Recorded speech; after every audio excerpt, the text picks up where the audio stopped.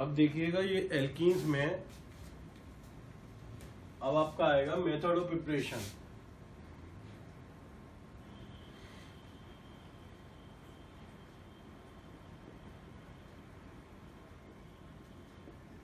Of alkenes.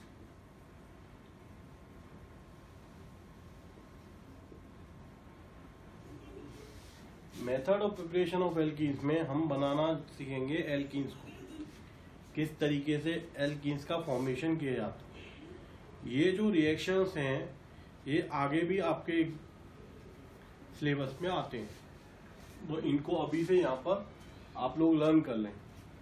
देखिए सबसे पहली जो रिएक्शन होती है वो है फ्रॉम एल्काइंस। हम इनको एल्काइंस के द्वारा बना सकते हैं। किनके द्वारा बना सकते हैं? एल्काइंस के द्वारा। क्लियर है? एल्काइंस क्या होते हैं? जिनके अंदर ट्रिपल बॉन्ड होते हैं, जिनके कार्बन कार्बन के बीच में क्या होते हैं? Triple bond. देखिए ये हमारे पास है 2 ब्यूटाइन।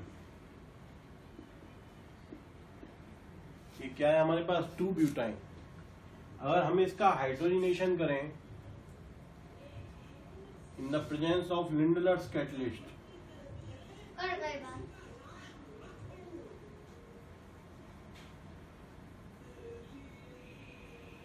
लिंडलर कैटलिस्ट, तो हमको यहां पर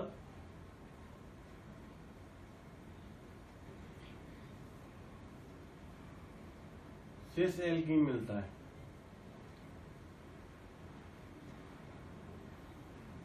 क्या मिलता है? Cis alkene. जब हम ब्यूटाइन की रिएक्शन, ट्रिपल बॉन्ड वाले कंपाउंड की रिएक्शन हाइड्रोजनेशन करेंगे उसका in the presence of Lindlar's catalyst, तो हमें क्या मिलेगा? सिस एल्कीन मिलता है। सिस अभी मैंने बताया था इससे पहले वाले लेक्चर में कि डबल बॉन्ड जो ऊपर वाले ग्रुप है वो सेम होंगे और नीचे वाले ग्रुप सेम होंगे, उसको हम कहते हैं सिस फॉर्म। लिंडलर्स कैटलिस्ट क्या होता है?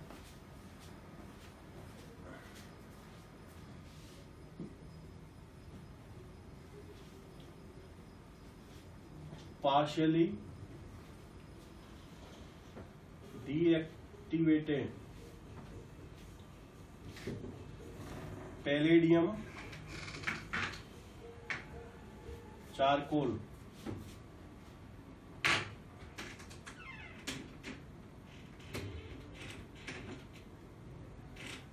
जो होता है उसको हम क्या कहते हैं? Lindlar's catalyst. यानी जो प्लेडिनम है वो चारकोल में डीएक्टिवेटेड होता है। तो ये जो है कैटलिस्ट का काम करता है, इसको लिंडलर्स कैटलिस्ट कहते हैं। लिंडलर्स कैटलिस्ट पर काफी सारे क्वेश्चंस आते हैं, तो आप लोगों को ये ध्यान रखना है कि लिंडलर कैटलिस्ट जो है वो एल्काइंस को एल्कीन्स में कन्वर्ट कर देता है। इसके अलावा जो एल्काइन है जो यहाँ मौजूद 2 ब्यूटाइन, अगर इसका रिएक्शन हम या हाइड्रोजनेशन सोडियम और लिक्विड अमोनिया के साथ करते हैं तो हमें ये ट्रांसफॉर्म मिलता है।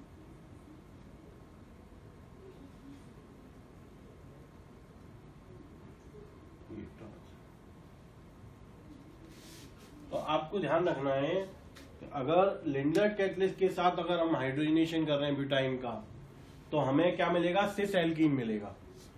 और अगर हम सोडियम और लिक्विड अमोनिया के साथ रिएक्शन करते हैं तो हमें क्या मिलेगा? ट्रांस एल्कीन मिलेगा।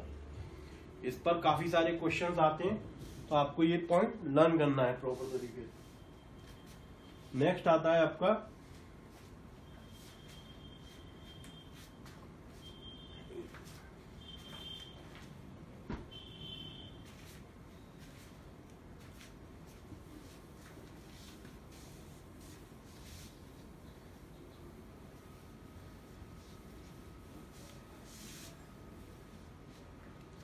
Second from alkyl halide. In alkyl halide को हम हेलो एल्कीन्स भी कहते हैं। क्या कहते हैं हम? Haloalkenes. इन एल्काइल हैलाइड्स को हम क्या कहते हैं? Haloalkene. अब देखिएगा हमारे पास for an example CH3 CH2 Cl, ये हमारे पास एक एल्काइल हैलाइड है। इस एल्काइल हैलाइड की जब हम एल्कोहलिक QH या फिर सोडामाइड NaNH2, इसको कहते हैं सोडा अमाइड, नाम ध्यान रखना इसका, क्वेश्चन आता है इस पर। तो हम देखेंगे ये जो कार्बन है जो क्लोरीन से अटैच है, यानी किसी भी सब्स्टिट्यूएंट से या किसी भी फंक्शनल ग्रुप से अटैच कार्बन जो है अल्फा कार्बन कहलाता है, और ये क्या कहलाता है? Beta carbon. ये क्या कहलाता है? Alpha carbon. और ये क्या कहलाता है? Beta carbon. तो यहाँ बीटा कार्बन से हाइड्रोजन जाता है और अल्फा कार्बन से हेलोजन निकलता है। तो यहाँ देखिए इस वाले कार्बन से तो हाइड्रोजन अलग हो गया और इस वाले कार्बन से क्या अलग हो गया? Halogen, plus KCl plus H2 बन जाता है। तो ये आपका एल्कीन बन गया। क्या बन गया? एल्कीन। यहाँ क्योंकि बीटा कार्बन से हाइड्रोजन निकलता है तो हम इसको बीटा एलिमिनेशन रिएक्शन भी कहते हैं।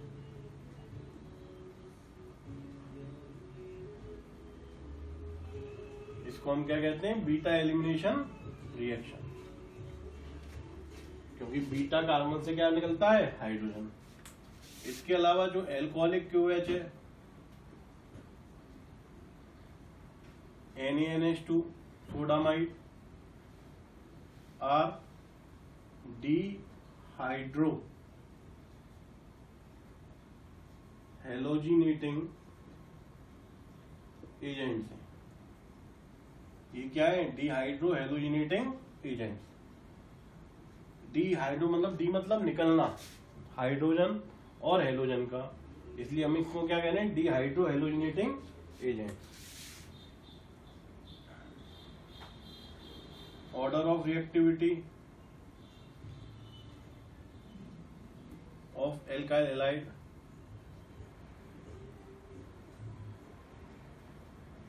ऑर्डर ऑफ रिएक्टिविटी क्या होता है? 3 डिग्री सबसे ज्यादा होता है, then 2 degree, then 1 degree. Clear है? जहां पर एल्काइल हैलाइड की जब एल्कोहलिक QH या NaNH2 से रिएक्शन करते हैं, सोडामाइड से रिएक्शन करते हैं, तो हमें क्या मिलता है? एल्कीन मिलता है। इसके अलावा KCl प्लस H2, इन रिएक्शंस को हम बीटा एलिमिनेशन रिएक्शन भी कहते हैं। इसके अलावा एल्कोहलिक QH या NaNH2 सोडामाइड को हम डिहाइड्रो हेलोजिनेटिंग एजेंट कहते हैं। डिहाइड्रो हेलोजिनेटिंग मतलब जहां हाइड्रोजन और हेलोजन का निकलना। तो यहाँ पर देखो इस कार्बन से तो हाइड्रोजन निकला और इस वाले कार्बन से हेलोजन निकल गया, तो दोनों चीजें निकली, हाइड्रोजन भी निकला और हेलोजन भी निकला, इसलिए हम इसको क्या करें? Dehydrohalogenating agent. Order of reactivity 3 degree का सबसे ज्यादा होता है, देन 2 डिग्री, देन 1 डिग्री। इसका और एग्जाम्पल ले लेते हैं।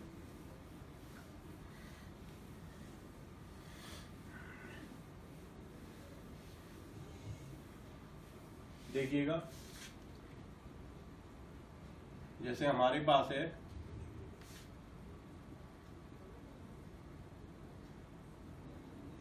ये कंपाउंड, ये हमारे पास एल्काइल हैलाइड है। इस कार्बन से क्लोरीन जुड़ा हुआ है, इसलिए हम इसको क्या कह रहे हैं? अल्फा। और अल्फा से जुड़े हुए कार्बन हमें बीटा कार्बन कहलाते हैं। ये भी बीटा कार्बन है, ये भी बीटा कार्बन है, और दोनों के पास क्या है? हाइड्रोजन। यानी कि जो कार्बन बीटा कार्बन कहलाता है उसके हाइड्रोजन बीटा हाइड्रोजन कहलाते हैं। जो कार्बन अल्फा कार्बन कहलाता है उसके हाइड्रोजन अल्फा हाइड्रोजन कहलाते हैं। अब हम इसका एल्कोहलिक QH के साथ रिएक्शन करते हैं। यहां देखिएगा एल्कोहलिक QH ही ले लिया, एक्वस QH लेंगे तो एल्कोहल बन जाएगा। तो आपको क्या लेना है? एल्कोहलिक QH, कभी भी चेंज नहीं करना है। एल्कोहलिक QH आएगा तो एल्कीन बनेगा, और अगर एक्वस QH आता है तो एल्कोहल बनेगा। अब देखिएगा सबसे पहले हम इस वाले कार्बन से हाइड्रोजन हटाते हैं। तो देखिएगा CH3, और हमने इससे हाइड्रोजन हटा दिया और इस वाले से हटा दिया हेलोजन। तो यहाँ से हाइड्रोजन हटा, यहाँ से हेलोजन हो जाता, तो इसके बीच में क्या आ जाएगा? डबल बॉन्ड आ जाएगा।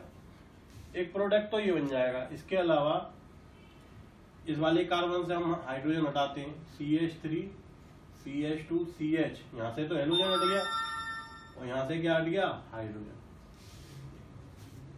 तो यहाँ 2 प्रोडक्ट बने, इसमें से जो मेजर बने वो कौन सा है, ये वाला, और ये जो है वो माइनर वन। ये 81% बनता है सॉल्यूशन के अंदर, ये 19% बनता है। अब इस चीज को निकालने के लिए, मेजर और माइनर के लिए एक रूल आता है जिसको हम कहते हैं सेट-जेफ रूल।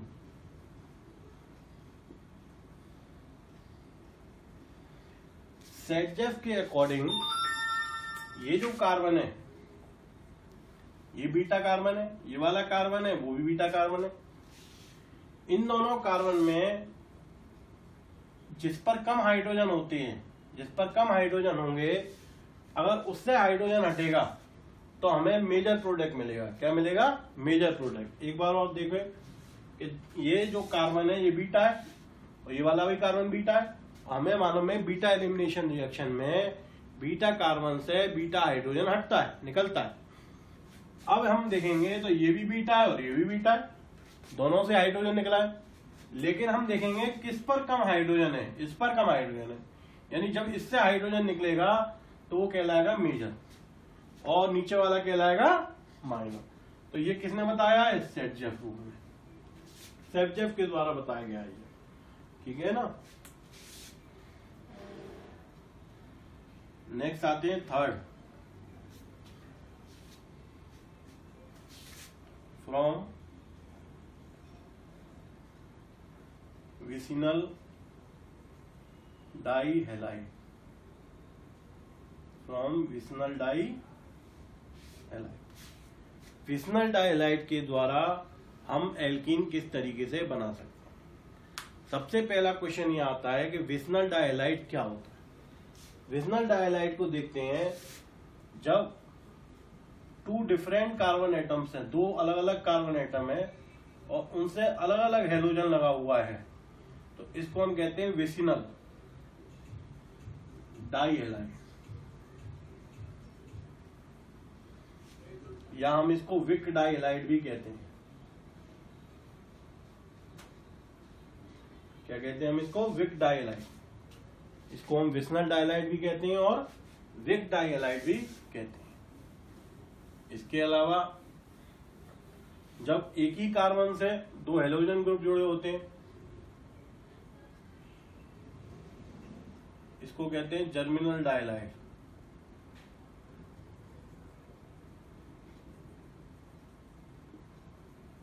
और हम इसको जेम डाइहैलाइड भी कहते हैं। क्या कहते हैं हम इसको, जेम डाइहैलाइड। यानी जब एक ही कार्बन से 2 हैलोजन ग्रुप जुड़े हुए हैं, ठीक है, यहाँ पर ये सिंगल कार्बन है और इसी से 2 हैलोजन जुड़े हुए हैं, तो ये कहलाता है जर्मिनल डाइहैलाइड। आपको इस तरीके से याद करना, वी शेप है तो अलग अलग अगर बॉन्ड पर हैलोजन जुड़ा हुआ है तो वो विसिनल है, और सिंगल पर जुड़ा हुआ है तो वो जर्मिनल। अब हम लेते हैं यहाँ पर विसिनल डाइहैलाइड।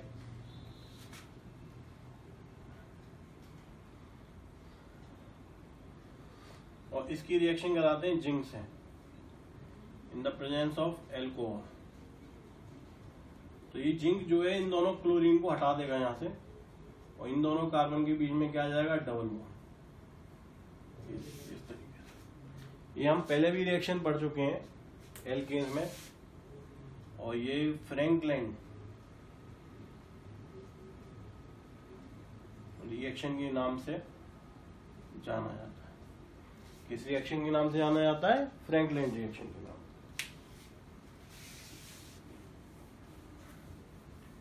इसके अलावा जो जर्मिनल डाइहैलाइड है,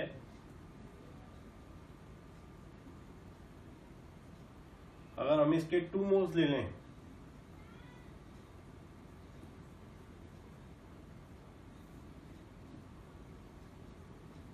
उस कंडीशन में क्या होगा, ये चारों के चारों हैलोजन जो है जिंक के साथ चले जाएंगे और इन दोनों कार्बन के बीच में डबल बॉन्ड आ जाएगा। देखिएगा,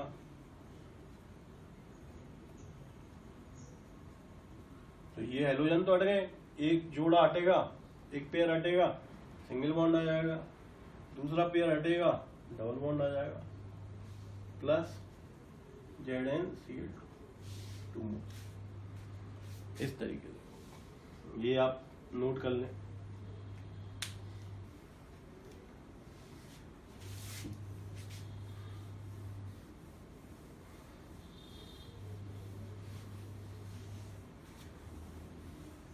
ये फ्रैंकलिन रिएक्शन का ही पार्ट है। इन पर काफी सारे क्वेश्चंस आपके आने वाले टाइम में, जो आप 12th क्लास में जाएंगे तो वहाँ ऑर्गेनिक के पोर्शन में ये सारी रिएक्शंस वहाँ आपको भी दोबारा से मिलेंगे। तो आपको काम ये करना है कि अभी से आपको इसकी तैयारी करना है, क्योंकि जितना भी ऑर्गेनिक केमिस्ट्री अगर हम देखें तो वो एक दूसरे से जुड़ा हुआ है। अगर आपको अच्छे से ऑर्गेनिक केमिस्ट्री को तैयार करना है तो आपको इनिशियल से लेके और लास्ट तक उसको एक साथ पढ़ना पड़ेगा, जिससे कि आप उसको टच कर पाए, यानी वो एक दूसरे से जुड़े हुए हैं सारे चैप्टर्स। तो आपको अगर पहले से अगर अच्छे से आता है आपको, तो आप काफ़ी अच्छे से कर सकते हैं। इसके अलावा जो रिएक्शंस हैं उनको लर्न करना जरूरी है। बायो वाले बच्चों को ज़्यादा परेशानी नहीं होती है रिएक्शन को लर्न करने के लिए में, लेकिन मैथ वाले स्टूडेंट्स को काफ़ी ज़्यादा परेशानी होती है रिएक्शंस को लर्न करने में। उसके लिए आपको क्या करना है कि आपको रिएक्शंस को बार बार कॉपी में लिखना है। जितना बार आप कॉपी में रिएक्शंस को लिखेंगे उतना ज़्यादा आपको लर्न हो जाएंगे। लेकिन बायो वाले बच्चों को इतना दिक्कत नहीं होती है, वो 2 या 3 बार या 4 बार उसको पढ़ेंगे तो उनको आसानी से लर्न हो जाता है, क्योंकि उनकी लर्निंग कैपेसिटी अच्छी है। बाकी ऐसा नहीं कह रहा हूँ मैं मैथ वालों की लर्निंग कैपेसिटी खराब है, उनको भी आ जाता है। नेक्स्ट आता है 4th,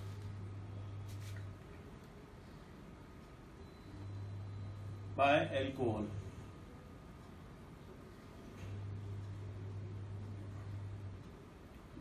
from alcohol by acidic dehydration.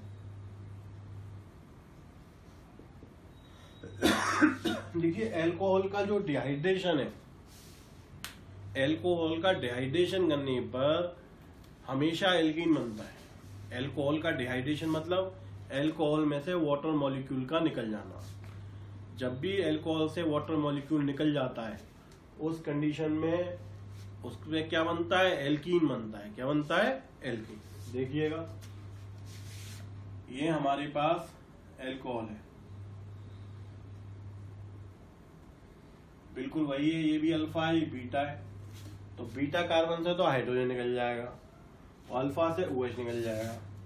ये जो डिहाइड्रोजनेशन करेंगे ये कंसंट्रेटेड H2SO4 के साथ करते हैं, तो क्या बन जाता है, CH2 double bond CH2 plus H2, ये बन गया आपका एल्कीन। और ये क्या है आपका एल्कोहल। ये क्या है आपका एल्कोहल और ये क्या है एल्कीन। यहाँ जो कंसंट्रेटेड H2SO4 है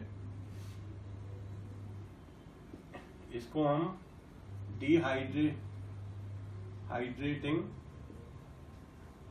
एजेंट कहते हैं, यानी ये इससे जो है पानी निकल जाता है। इसको हमें क्या निकालना है, पानी निकालना है, और हमें इससे ज्यादा कोई मतलब नहीं। इतनी बात समझ में आई। तो एल्कोहल के एसिडिक डिहाइड्रेशन से हम इस तरीके से एल्कीन को बना सकते हैं। अब आप लोगों ने इसमें 4 रिएक्शन देखी मेथड ऑफ प्रिपरेशन में। पहला जिसमें एल्काइंस का जब हम हाइड्रोजनेशन करते हैं in the presence of Lindlar catalyst, उस कंडीशन में हमें क्या मिलता है, एल्कीन मिलता है। कौन सा वाला, सिस एल्कीन मिलता है। दूसरे में जब हम एल्काइन का हाइड्रोजनेशन करते हैं in the presence of sodium and liquid ammonia, तो हमें क्या मिलता है, एल्कीन मिलता है। कौन सा वाला मिलता है, ट्रांस। क्लियर है। दूसरा आता है आपका एल्काइल हैलाइड से, बीटा एलिमिनेशन रिएक्शन भी कहते हैं। उसमें एल्काइल हैलाइड का जब डीहाइड्रोहेलोजिनेशन होता है उस कंडीशन में एल्कीन मिलता है। डीहाइड्रोजिनेटिंग एजेंट कौन कौन से, एक तो एल्कोहलिक QH है और सोडामाइड है। एल्कोहलिक QH का ध्यान रखना, क्योंकि कभी कभी क्वेश्चन में एक्वस QH दे देगा, उस कंडीशन में एल्कोहल बनेगा। लेकिन अगर एल्कोहलिक QH आया हुआ है उस कंडीशन में हमेशा क्या बनेगा, एल्कीन बनेगा।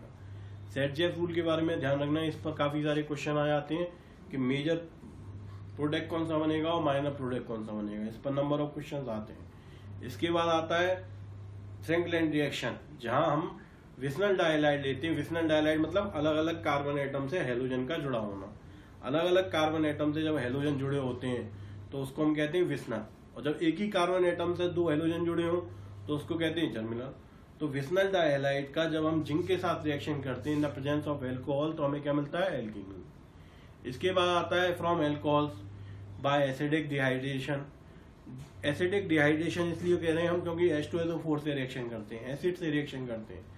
अब यहाँ पर हम क्या करते हैं, अल्कोहल लेते हैं, अल्कोहल का कंसंट्रेटेड H2SO4 से रिएक्शन करने पर एल्कीन बन जाता है, उसमें से वाटर निकल जाता है। डिहाइड्रेशन का मतलब ही क्या होता है, वाटर।